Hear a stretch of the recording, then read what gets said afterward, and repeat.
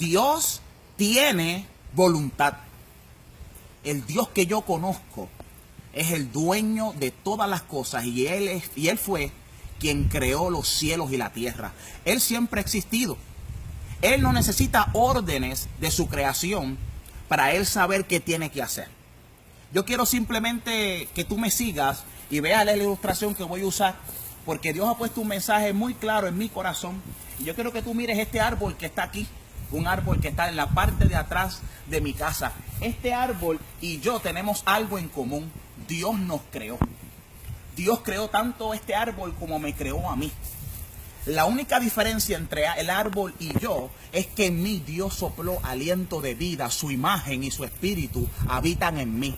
Y cuando Dios me alcanzó y me salvó, restableció la conexión y ahora tengo una relación con Dios el Padre y ahora Él habita en mí y yo habito en Él.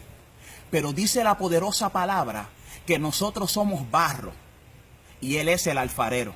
Y dice la Escritura que dentro del barro hay un tesoro precioso y el tesoro precioso no somos nosotros, sino es la presencia de Jesús en nuestros corazones. Yo siento ahora mismo en mi corazón un pesar muy grande porque nosotros, la creación, nosotros a quienes nos crearon, ahora estamos enseñando y diciéndole a la gente que nosotros tenemos la autoridad y el poder de cambiar todas las cosas.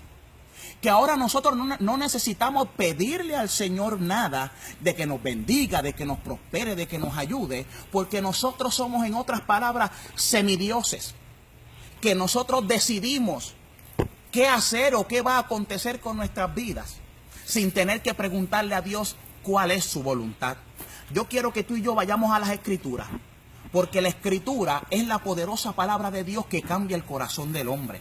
En Marcos capítulo 3, verso 35 nos dice, porque todo aquel que hace la voluntad de Dios, ese es mi hermano y mi hermana y mi madre. Esas fueron las palabras de Jesús. Jesús le dijo, aquel que hace la voluntad de Dios, no la voluntad del hombre, no la voluntad de los hombres, no es lo que tú y yo queremos. Sí, yo sé que tú tienes peticiones y yo también, pero la Escritura nos enseña cómo Jesús le enseñó a sus discípulos a orar y Él les decía que le pidamos en el nombre de Jesús al Padre para que Él nos bendiga con pan, para que Él nos bendiga con gozo, para que Él nos bendiga con paz y con fortaleza. Jesús mismo nos enseñó a que tenemos que pedirle a Dios por todo lo que necesitamos.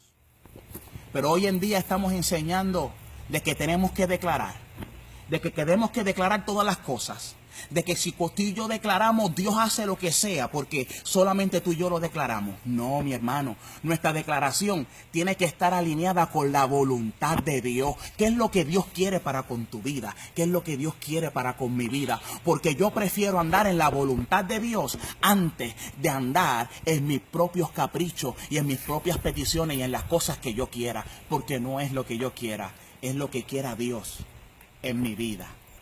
Dice Primera de Pedro,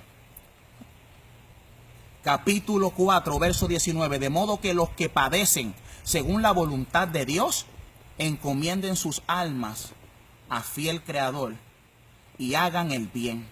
Dice esta Escritura, lo dice Pedro, y Pedro fue uno que por voluntad del Señor murió crucificado de cabezas hacia abajo, dicen los historiadores. Pablo en Hechos capítulo 14, tremendo evangelista, tremendo hombre usado por Dios, él murió también crucificado como un mártir. Pero en Hechos capítulo 14 nos dice cómo recibió pedradas por predicar el evangelio. Oiga, ¿y cuál es la voluntad de Dios en tu vida? Que todo va a salir bien, que tendremos el carro del último año, que tendremos la casa del último año, que tu situación y tu naturaleza todo va a cambiar porque tú solamente lo declaraste. No es declaración y no es impartición. Y no te confundas porque están hablando de imparticiones y que tú impartes y ahora yo estoy en un nivel donde yo le imparto a la gente.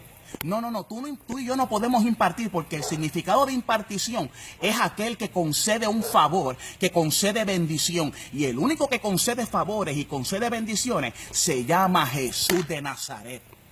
Ahora el hombre dice que va a impartir. El que imparte es el Espíritu Santo de Dios, no es el hombre. Mis hermanos, tengo en el corazón un pesar porque estamos enseñándole humanismo a la gente y no les estamos enseñando sometimiento, soberanía y voluntad de Dios.